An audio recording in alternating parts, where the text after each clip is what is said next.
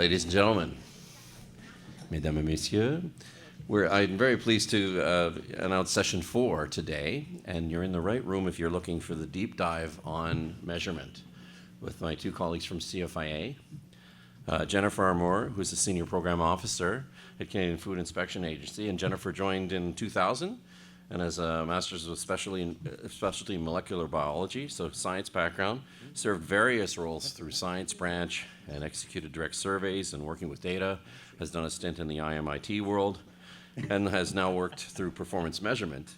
And that brings, I'm going to read the line that you wrote, which was the performance brings her business experience, IT, and data experience with a focus on planning for success, making the most of data and IT systems to support performance measurement. So very, very topical for, I think, what the needs of our audience is today. And Van Nguyen, who is an analyst with CFIA, brings a very nice complementary background, as they pointed out to me at lunch. Van's an analyst with the corporate management branch. He has been with CFIA since 2013. He has a business background, economics and business intelligence and statistics, so he currently works to support the performance measurement practice in the CFA. So they'll work as a tandem team, and I'll leave it over to you guys.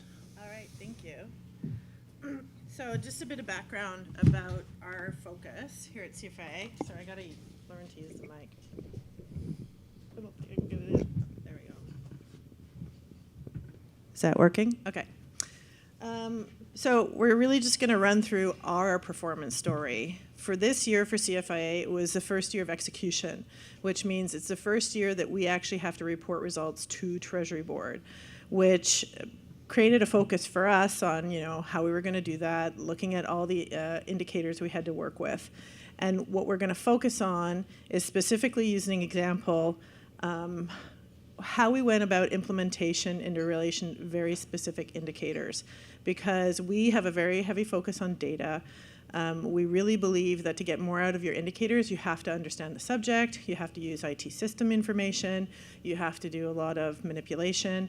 And so this presentation is really all about the steps we took to get to that end result we're looking for.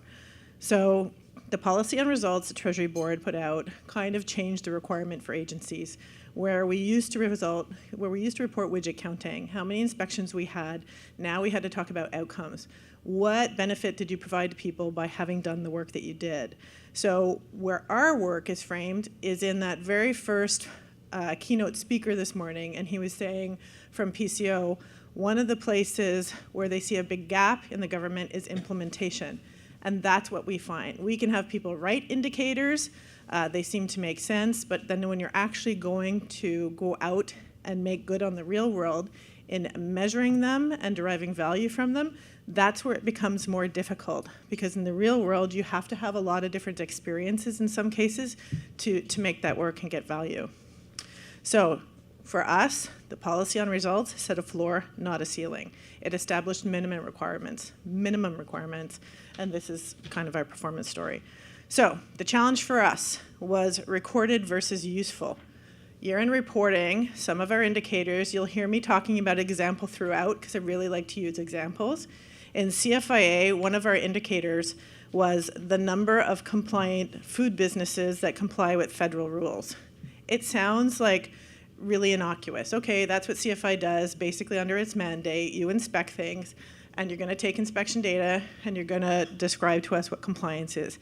In fact, it oversees a really large part of our mandate. We do a lot of work under that bucket. So for year-end reporting, that ends up being a massive roll-up of results. And what we need to do in order to sort of follow the spirit of the Treasury Board policy on results, we have to make that information useful to the programs in order to be able to make business decisions using that indicator information. So that's kind of the problem we were trying to solve. We have a requirement for year-end reporting, but if we're going to do all this work, we need to find a way to make all that work useful for our internal business solutioning. We need to give people information in different views that allows them to say, well, that's what's going on. Then I can make this decision, or I can make this intervention, or I can propose this solution. So our deep dive path went like this. We defined the problem. And these are the different elements I'm going to talk about where we made decisions and exact actions we took under each of these buckets. We defined the problem, we defined the scope, we understood the data, we had to learn about it, we had to establish rules around business, and we had to model the data to tell the story we're looking for. It seems really, really common sense, what I'm saying. In practicality, there's actually a lot of sort of internal engineering that has to happen to make you able to do this, especially on a big scope when you're trying to measure something as vast as compliance. So, defining the problem. So, we always use this when we're explaining to people around the agency how we see performance measurement. The top of the iceberg, that's what we report to Treasury Board. We'll report a number saying 99% of food businesses are compliant. And they follow federal rules. That's a really nice story, but it doesn't actually give us the information we need internally to make and inform business decisions. What we're interested in is that 1%. And that 1% usually isn't really well categorized anywhere because you're really just looking to make good on that corporate reporting function, that 99. I came up with a number, I rolled up all my information, task done. And that's how people see performance in a lot of ways as a corporate reporting function. In CFIA, we're trying to change that attitude a little bit. And we change that attitude by looking and presenting data under the iceberg, you know, the number of inspections, how the inspections are broken out, this commodity versus that commodity. You know, what were our non-compliances at first visit? What were our non-compliances at follow-ups? What kind of difference are we gaining between that first visit and the subsequent visit?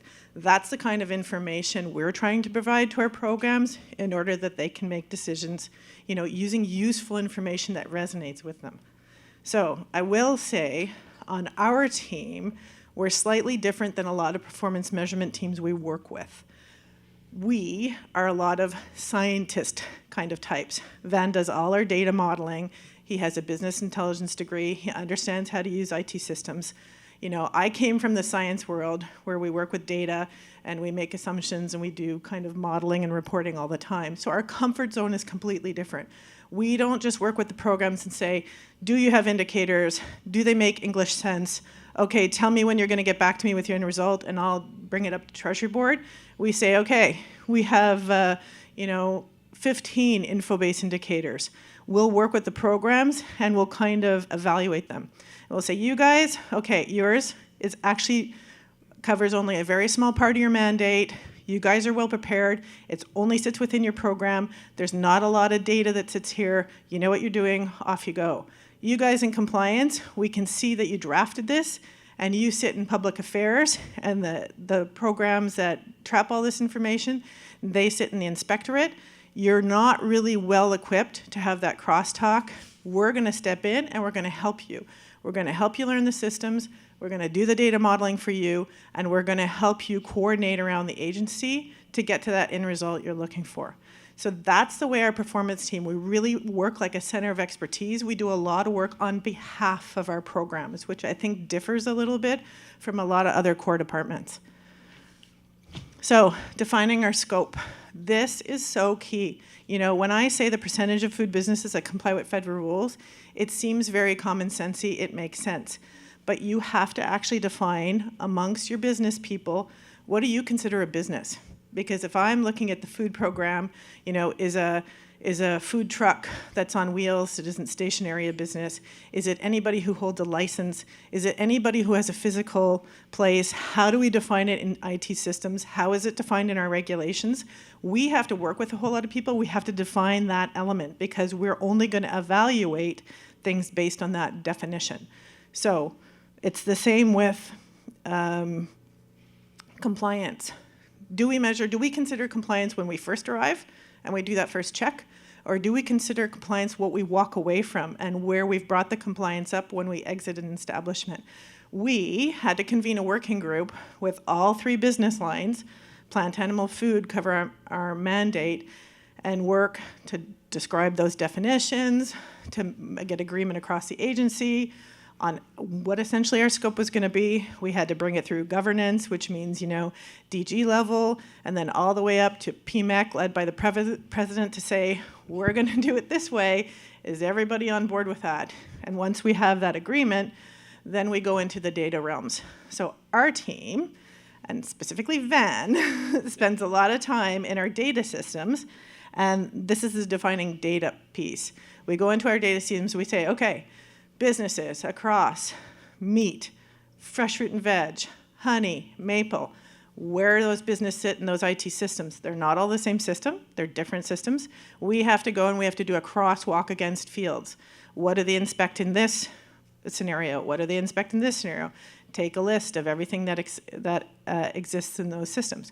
We have to go to those system owners then and say, can you give me a data dump of everything that you have with this, and this field?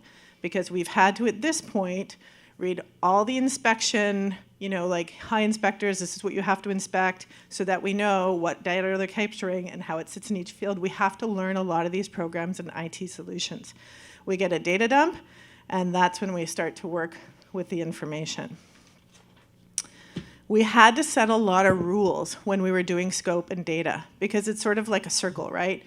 You think you have a really great scope, you go to your systems, it doesn't actually sit that way. You come back, you refine your scope a little bit based on what's actually available, and then you go back to your systems and you do that extraction. So the criteria we set related to business rules.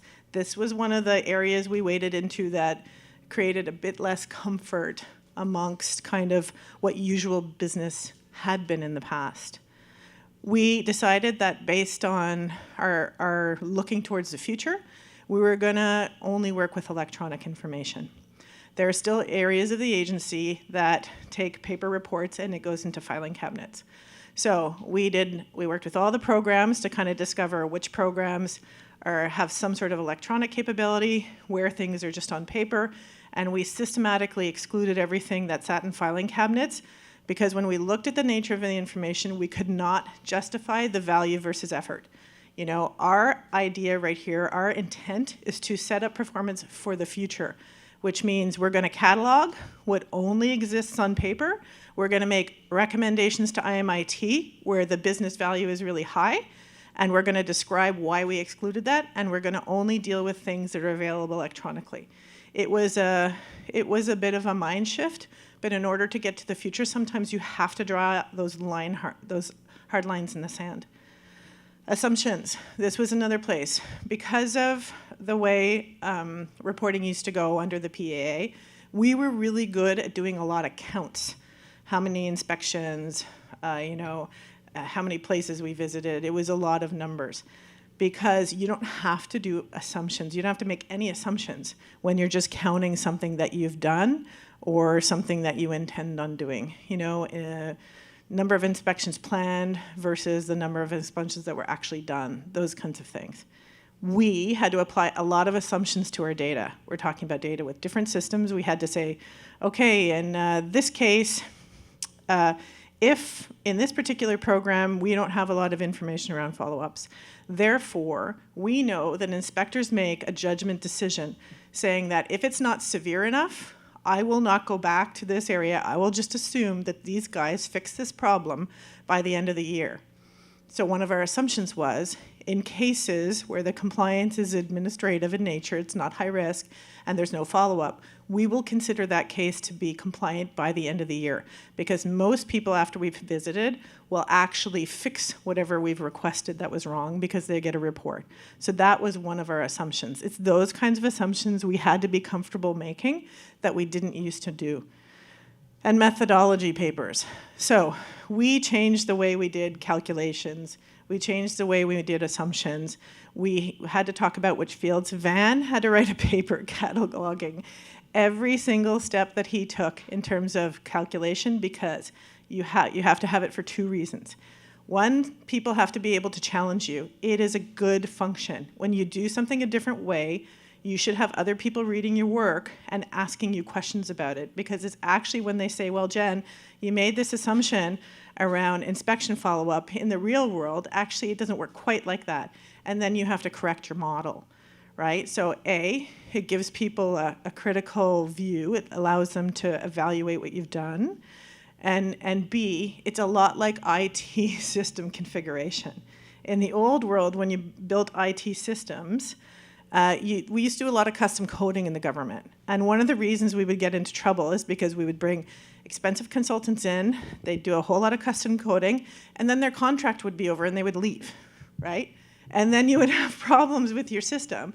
And there was nobody around because they hadn't cataloged where they wrote code or why they wrote code. And the next person had to come in and you would pay them thousands of dollars first to learn what had been done the last time, and then to fix whatever went wrong. So this is one of the reasons about tracking what we do, where we're really, really stringent. Because if Van leaves tomorrow and gets a job somewhere else, whoever comes in has to be able to say, oh, I know what calculations he did. I know, why he made this assumption. All the logic, everything is repeatable. So these are kind of our rules to live by. So a bit of our modeling of data. Now, this is static, but we'll give you an idea just about what kind of things we were able to derive. So we started to present compliance based on when we first arrived versus when we left. Our top compliance line, the red one, that's what we report centrally to Treasury Board, because you only report one number, right? But internally, it's that differential that we're interested in. What are we gaining in the world in terms of compliance? And this is for, this is a little bit of not really real data. We moved it around a little bit just because we were coming somewhere to talk about it. We didn't really want to show stakeholder true data. But our line for the number of food businesses is all food in Canada. And actually, different commodities don't behave exactly the same way. Honey and maple and meat, they have a lot of similarities that we compare, but they have some differences. And we have to account for each of those differences and then add them up to that final top number. So this is a really high-level summary. And if I were to give somebody 99%, of all food in Canada, there's not a lot they can do with that in the program or CFI world to gain improvement, have any insight. This is strictly for Treasury Board reporting. Do you want to go to the next slide? So this is where we start to break it down a little bit. So we can talk about, the percentage of the year establishments are in compliance. We can talk about, same thing, post when we were there, what the compliance is. We can talk about the number of infractions, the number of spots that we actually inspected. Because when you're talking about resource allocation, and you want to talk to your financial people and your planning people, after a while they're going to ask you, well, how many places didn't you inspect? How many times did you have to go back to that place? And what are we getting in terms of the numbers of inspectors we have and how many places they can visit in a given year? So this is the kind of thing that we're starting to model. And the graph at the bottom is just a 3-year trend. We don't have all the data in for 18-19, so that one's not complete. Want to go to the next one? And then we break it down for program people a little bit more. So again, this is just 3 years of data. Across the bottom, 1, 2, 3, 4, 5, or 6, those are the areas we inspect in. We kind of had to remove all the labels again to make it a bit more anonymous, but 1 through 7, those are the buckets of work types that inspectors inspect against. Whether they're administrative, whether they're technical, whether they're health and safety, they all fall in those 1 to 7 buckets. Up the left side, that's the number of individual tasks that inspectors inspect against in a given program. So while there's 7 kind of buckets, they'll have done on the left-hand side in that first column, almost 110 different inspections on different line items when they were out in the field. And then on the right side, that's your compliance rate. So against that first inspection item where they did 110 individual line item inspections, they had almost 100% compliance. So this is still really high level. But what we see when we present this kind of information to program people is they start to ask us a lot more questions. So what we had to consider, and I'll just kind of reiterate a couple times when we're talking about information, is that we really had to be comfortable making assumptions. And you have to be really comfortable getting challenged on those assumptions. And it's not a bad thing. It's a really good thing. And we have to use indirect logic. A lot of times we'll make, You'll see a field described as something, and you have to actually add it to a couple different fields to get a whole picture and derive logic from it. It's not just usually a one-for-one. You don't hit a button and print out a report and have whatever question you're interested in answered using IT systems.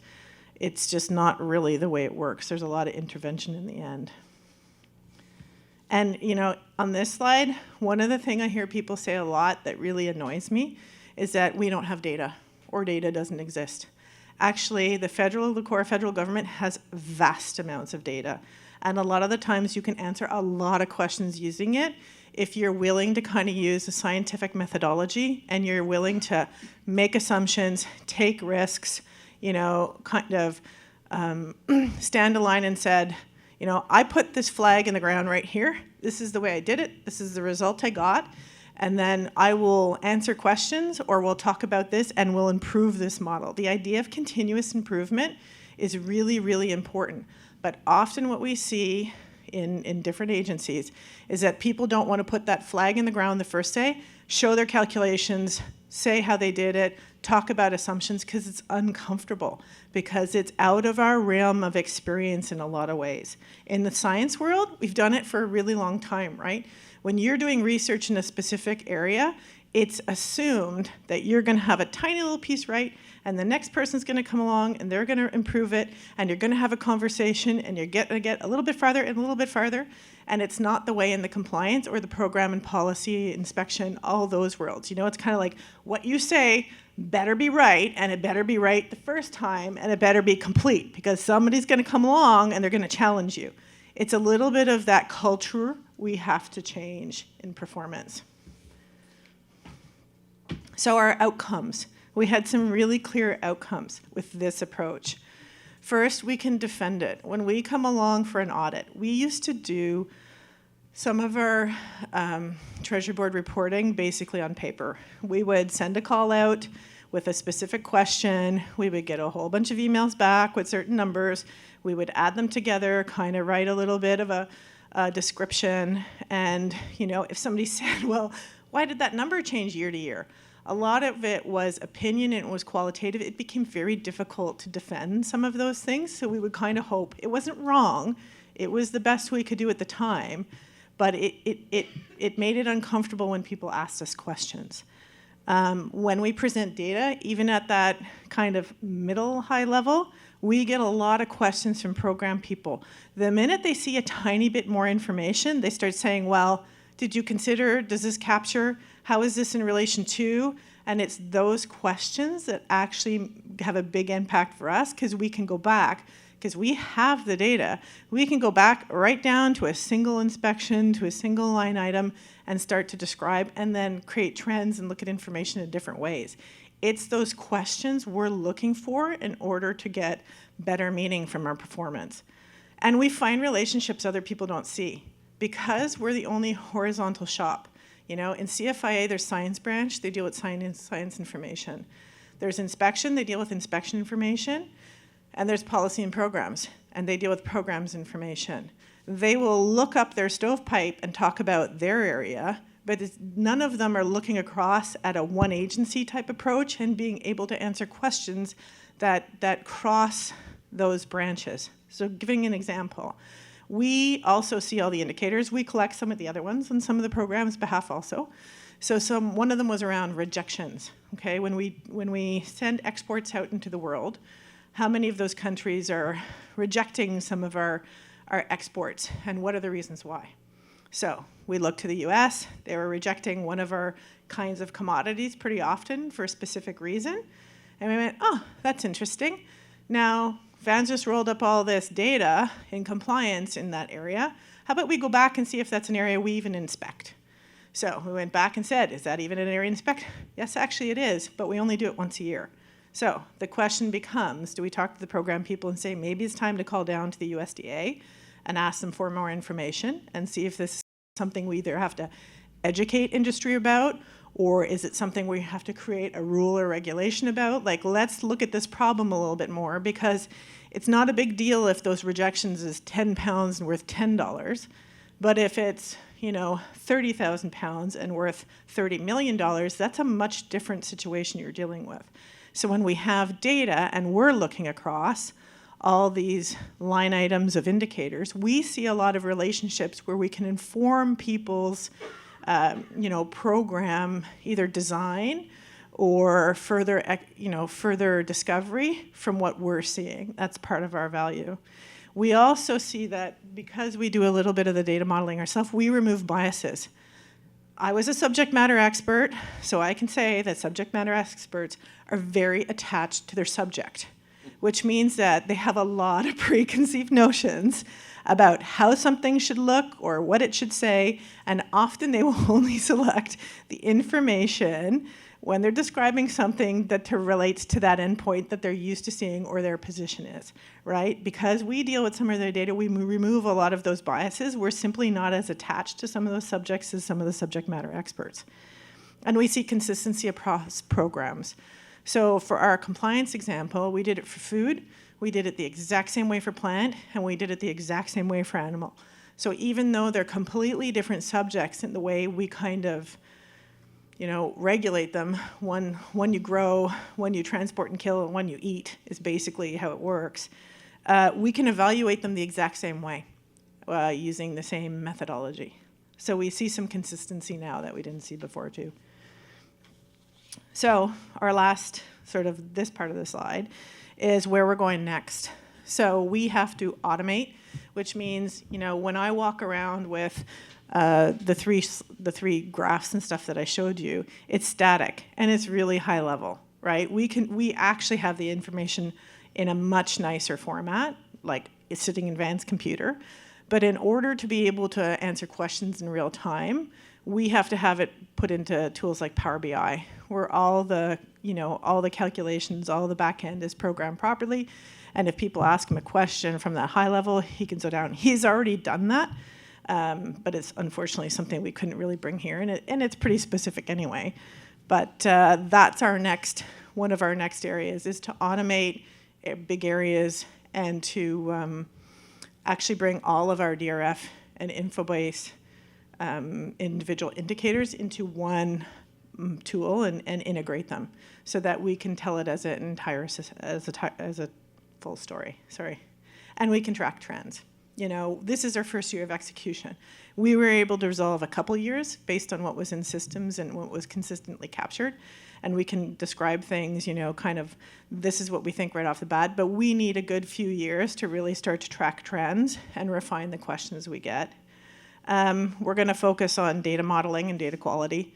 You hear a lot about data quality. It does require a lot of cleanup, but what we find is because we're seeing systems, we actually work with IT quite a bit, and we feed back some of the things we would like to see in systems going forward that would make our lives easier. Either around, let's please have more drop-down menus, not free-form fields. Let's, capture this kind of box. We need this box to be a checkbox. It has to be mandatory, not if they want to fill it out. We do a lot of sort of feedback time IT around data. And we do a lot more, and we'll be doing a lot more data modeling in the future. So our goal is continual improvement. And like we said at the beginning of the presentation, the policy on a result, it's a floor. It's a basic requirement. It's not a ceiling. And we're looking to move the ball definitely a little bit higher and sort of enhance and mature CFIA's performance measurement ability so that it really does meet the intent of the policy, which is I can answer questions about the program, and program people can make adjustments or enhancements based on that information. That's what we're really looking for. Is there anything you wanted to add, Van?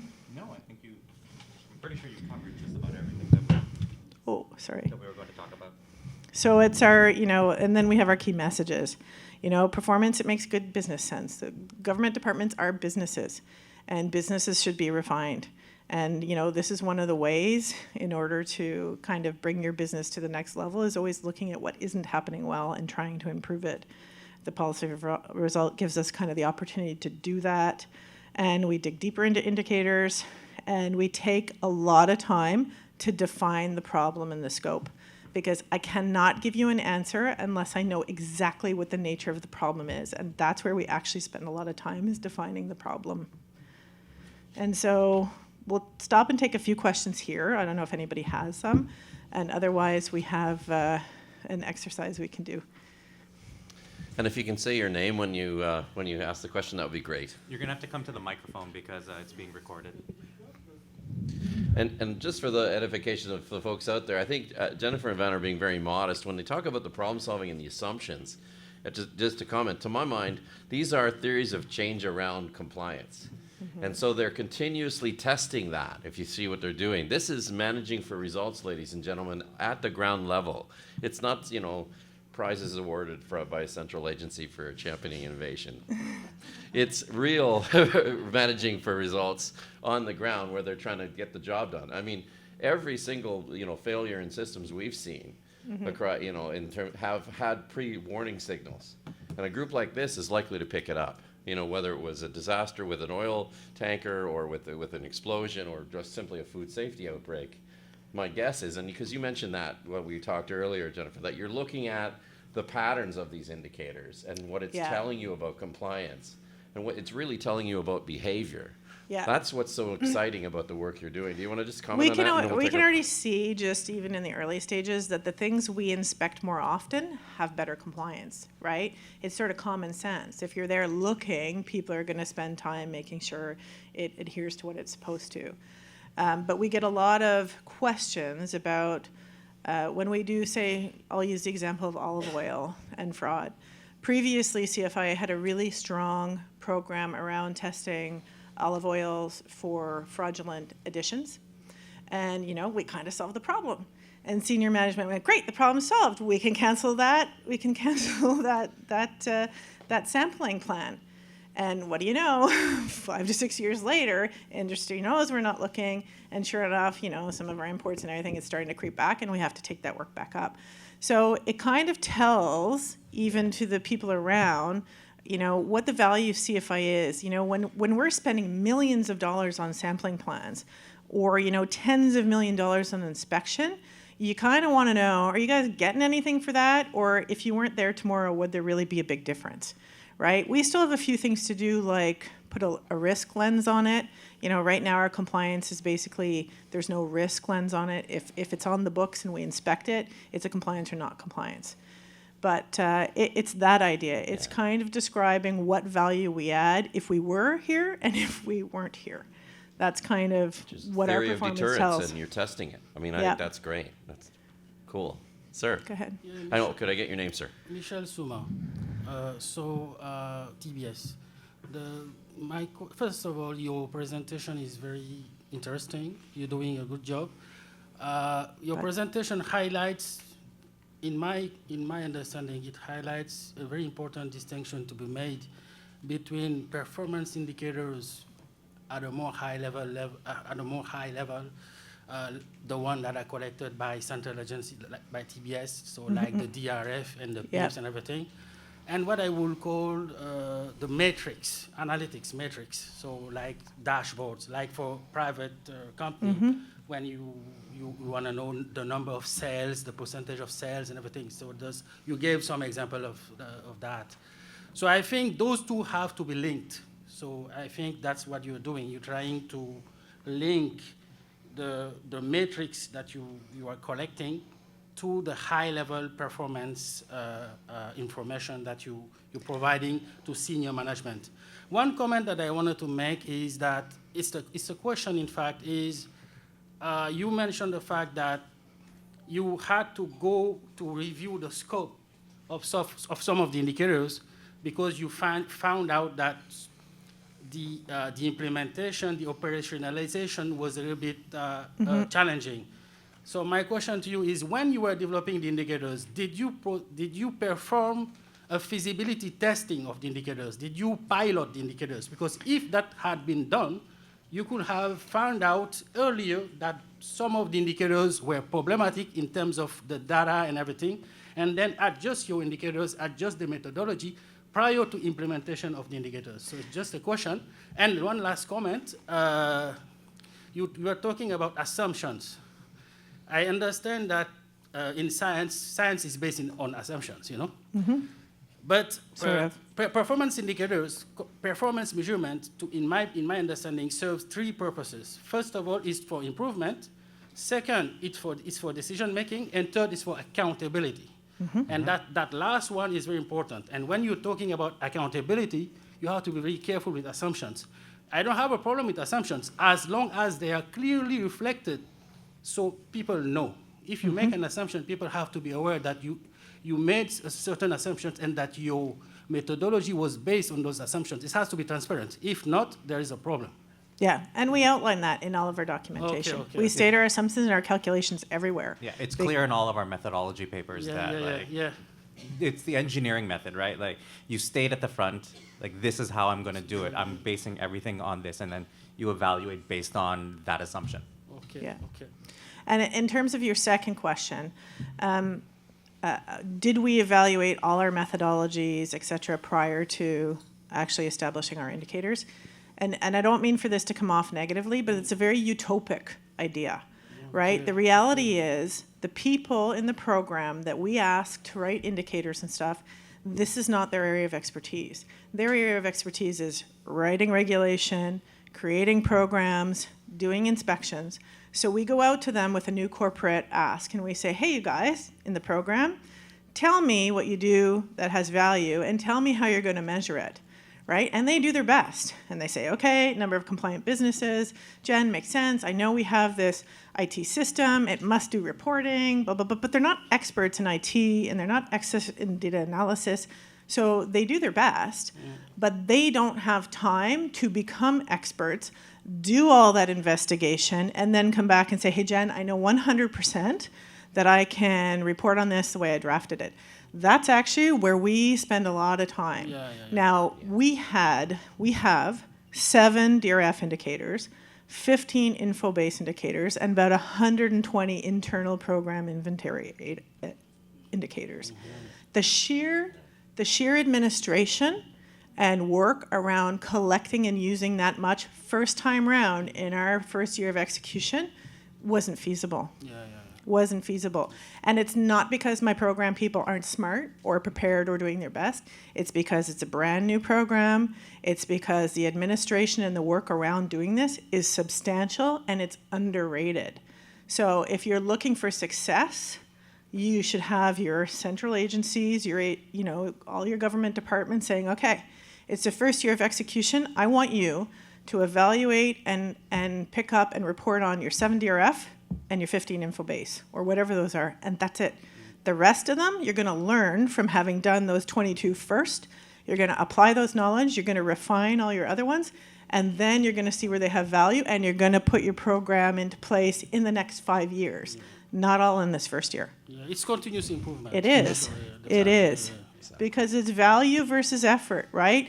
You don't get any more resources to look at it in this format. So you're doing your best within an agency or a department to make it work and have value. But the administration can be really, really high if you try and do everything at once, and you're going to fail. We're all about incremental wins. So we didn't model every single info-based indicator to this degree, because even dealing with just our food, plant, and animals around compliance, one of the hugest parts of our mandate, took us the better part of 8 months. And that was a dedicated team of people who have a lot of this knowledge, right? Now, getting there, it's a big win. We can build on it. But it wasn't unsubstantial to get there. Okay. Thank you. Thank you.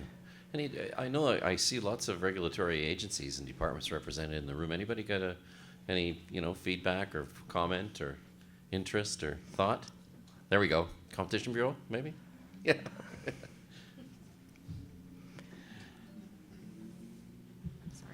Really short. First of all, thank you so much for your presentation. It's really a relief for us at the Competition Bureau to see another agency that deals with compliance really engage with performance measurement. It's definitely been a tough task for us at the Bureau. So thanks so much for sharing your insight. I'm really curious to know how you were able to message to leadership and your senior management that there is value in looking at that 1%.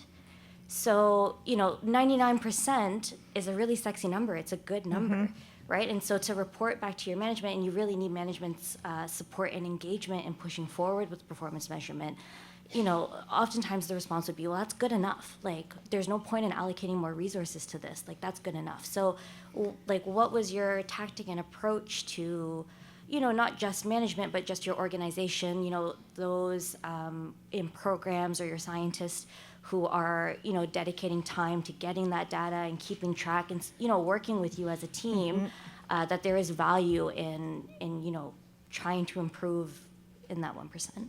So I would say there was 3 things we did. The first thing we did was not talk about it a whole lot until we had an example to point to. Because people in the government are sick and tired of talking about your vision without an execution plan, right? So we kind of did a lot of the crosswalk here. We started with a couple examples, and we went out and talked in relation to that example. When you have something like that in your hand, you gain a lot more cooperation. And then we started at the working level with that conversation. We wanted to make sure, because you know how the government works. If you don't start with the working level, somebody's management, it comes down, and the SMEs freak out, and it goes up. And then you're ending up, no, seriously, in a political circle in conversations that are completely unnecessary because you didn't keep your counterparts in the loop, right? So we worked with our counterparts at the working level. We created a model everybody was happy with. We got sign-off with everybody, so coordinated effort. And then we went to senior management. And it was when we went to our PMAC, and I presented sort of our example, because it's the best way to get buy-in. And I said to them, so we have 99% compliance. Anybody here want to know where the 1% is? Is the 1% listeria in sandwich meats? Is the 1% when China was adding melamine to infant formulas and we had to check if any of it came to Canada? Like, is it, some of these things that cause this?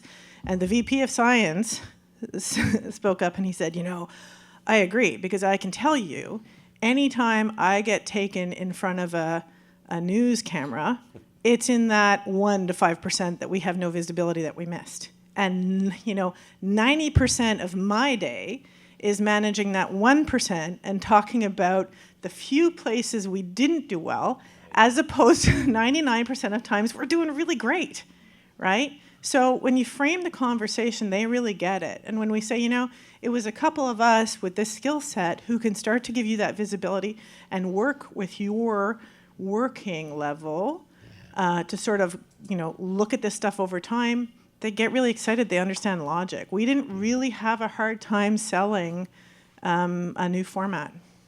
You can see the risk control performance story is different than a lot of the others. And a lot of us have been trying to make this point for a while now.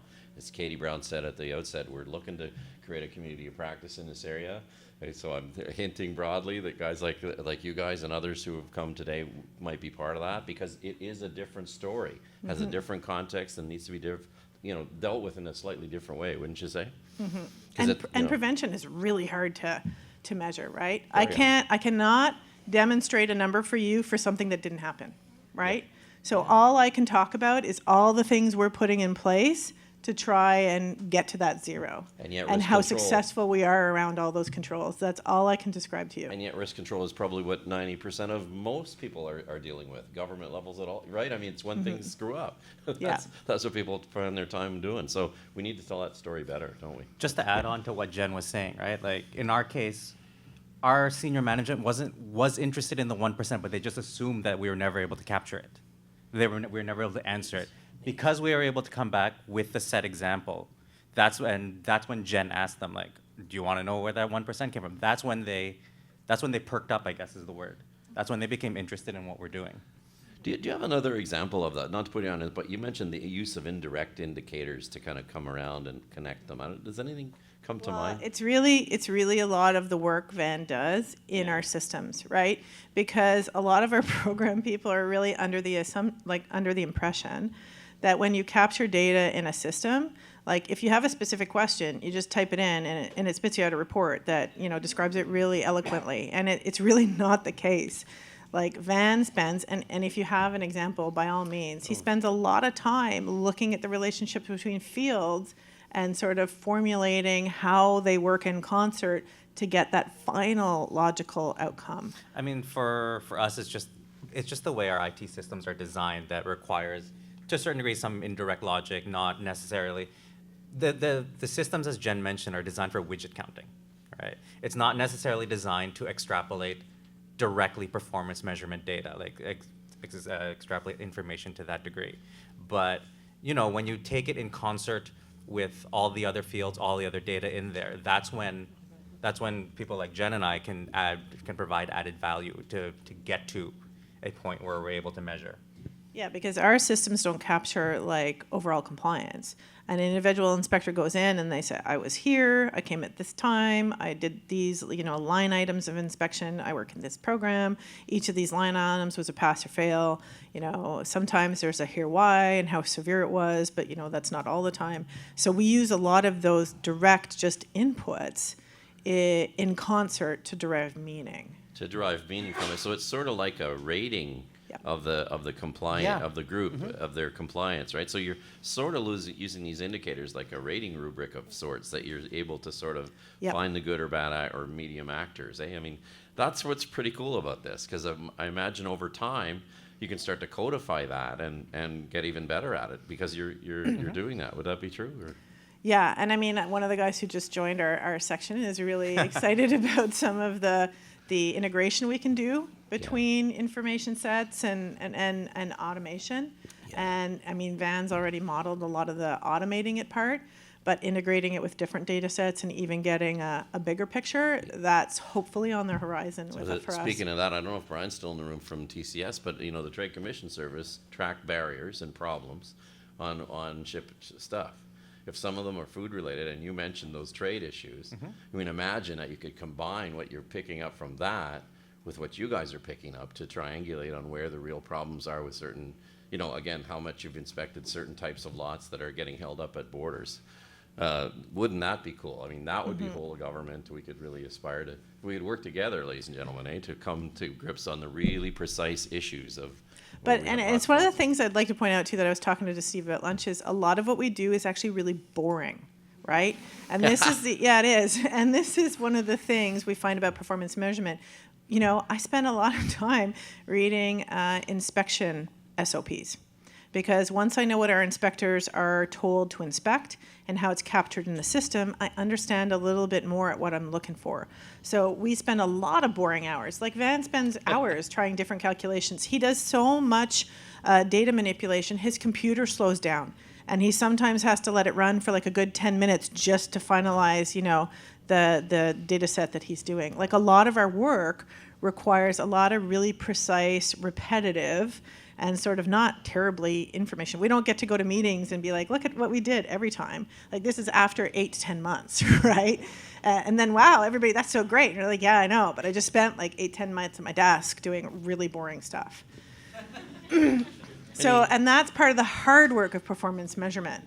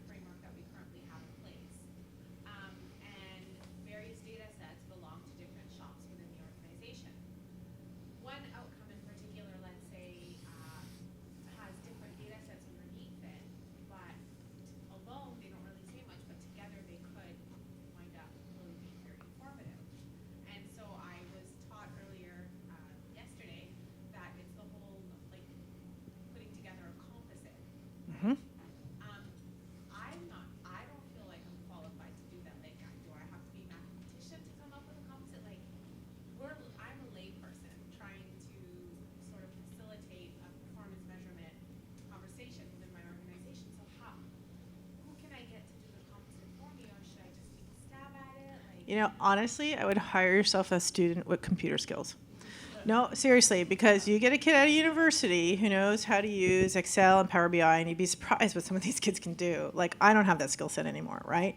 But what I understand is the logic. I know what I'm trying to achieve. I know when I see it. I kind of understand what I'm looking for. So when I have somebody with a skill set, and students are super cheap, You can work with them. It's true. She's you right. can work with them. They may be to- getting to- less cheap, though, Yeah, as you yeah. keep, you know, be careful. You know, in a science branch, they used to have this kid who came out of university who like automated half their reporting because he was an engineer. He came out of school with some good computer skills. So when you match somebody, that's really what most of these performance shops, in my opinion, are missing is the computer skills. Like I was lucky we have Van, but I would honestly recommend that if you understand what you're trying to achieve and you understand your logic and you know obviously where your data sits, you say to that kid, here, these 6 systems, figure out how to extract it, put it in Excel, mash it all together, tell me what you can do. Build yourself some pivot tables, write some macros, I don't know.